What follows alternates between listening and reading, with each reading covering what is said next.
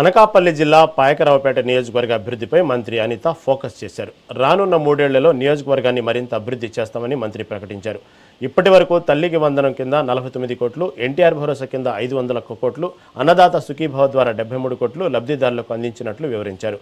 Panchayati Raj R&B శాఖల ద్వారా 100 కోట్ల నిధులతో రహదారులను నిర్మించామన్నారు.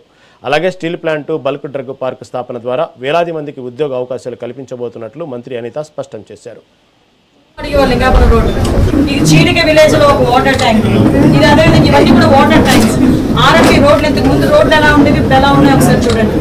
AMNS కి సంబంధించి గౌరవ కేంద్ర మంత్రి కుమారస్వామి గారితో పాటు ఆ రోజు శంకుస్థాపన చేసుకున్న సందర్భం. ఆ రోజు లక్ష్మీ మిత్తల్ గారు, ఆదిత్య మిత్తల్ గారు ఇక్కడికి వచ్చి శంకుస్థాపన చేసిన సందర్భం ఆ రోజు.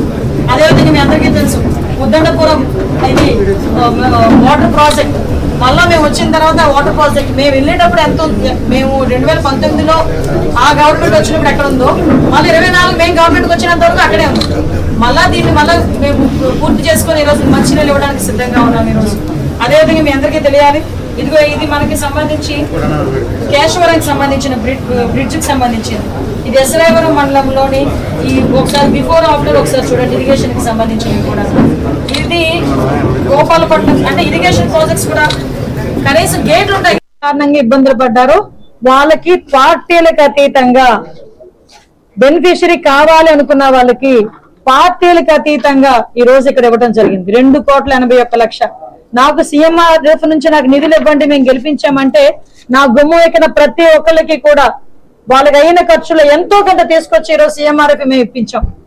ఎక్కడ కూడా ఒక రూపాయి అవినీతి లేదు, ఎక్కడ కూడా ఒక రూపాయి అనవసరంగా వేరే వాళ్ళకి ఇవ్వాల్సిన పని లేదు. ఈ పెన్షన్ లో గాని సంక్షేమ కార్యక్రమాల్లో గాని ఎక్కడైనా కూడా ఒక రూపాయి అవినీతి లేకుండా డైరెక్ట్ గా వాళ్ళ ఖాతాల్లోకి పంపించేటట్టుగా ఈ రోజు పనిచేసే పరిస్థితి కూడా మీ అందరికీ కూడా తెలియాలి. ఇదే కాకుండా మీ అందరికీ తెలుసు, పంచాయతీరాజ్ అన్నది నిజంగా ఒక విప్లవం.